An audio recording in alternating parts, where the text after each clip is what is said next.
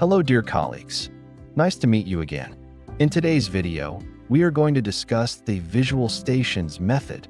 This method is highly effective in elementary classrooms because it caters to visual and interactive learning styles.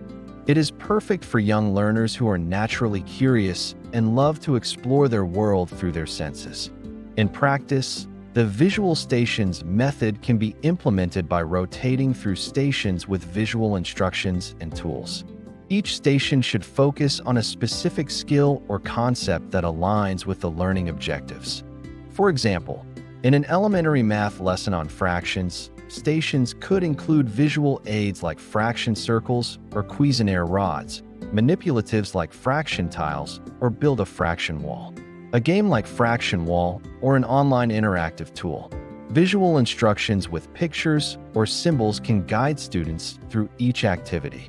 Before starting the activity, it is important to introduce and explain the concept or skill being worked on. This can be done through a short lecture, a demonstration, or a whole class discussion. The teacher should also model how to use the visual aids and manipulatives at each station. It is also important to set clear expectations for student behavior and participation at each station. Students should understand how to work with their partners or in small groups, how to use the materials, and how to record their work. The beauty of this method is that it allows students to learn at their own pace while still working on the same objective. This is particularly helpful for students who are still developing their time management skills.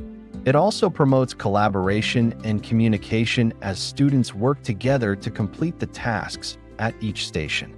Additionally, the use of visual aids and manipulatives helps students to remember what they have learned by connecting it to a concrete object or image.